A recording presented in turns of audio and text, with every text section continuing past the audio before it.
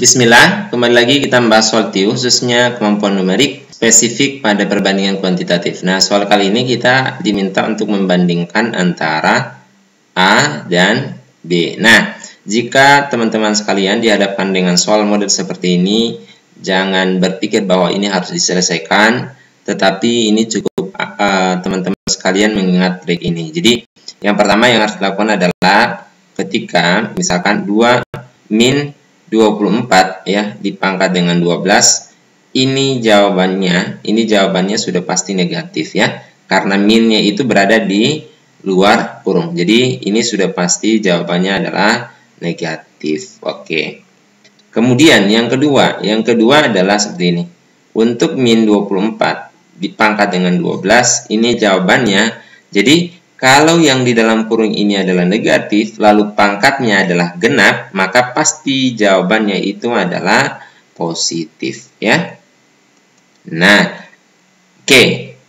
Sehingga dari hasil analisis ini saja kita sudah bisa memastikan bahwa bahwa ternyata A itu lebih kecil dari B. Kenapa? Kenapa tidak perlu dihitung? Karena unsur-unsurnya sama. Ini sama nilainya 24, ini juga 24, ini juga 12, ini juga 12. Yang membedakan nanti hasil akhirnya, apakah dia negatif atau positif. Nah, berbeda kalau misalkan seperti ini. Saya kasih contoh lain, misalkan ini sama ya, 24, tetapi ini dipangkat 13 ya. Kemudian yang satunya itu min 24 dipangkat 13. Nah, kalau pangkatnya ini kan sudah pasti ya. Ini sudah pasti negatif karena minnya itu berada di luar kurung, sehingga ini sudah pasti negatif. Oke.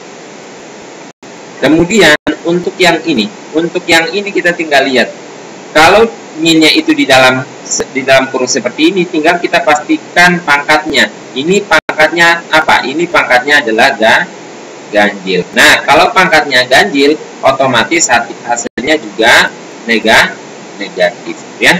Jadi, kalau pangkatnya genap, hasilnya pasti positif, dan kalau pangkatnya ganjil, itu hasilnya pasti negatif. Sehingga, kalau untuk kasus ini, ya yang benar adalah untuk kasus yang pangkatnya ganjil, ya pasti A sama dengan B. Tetapi, untuk kasus kita saat ini, karena dia pangkatnya adalah genap, maka yang benar itu adalah A lebih kecil B. Karena ini pasti minus, ini pasti positif. Sehingga opsi yang tepat untuk soal ini jatuh pada pilihan A.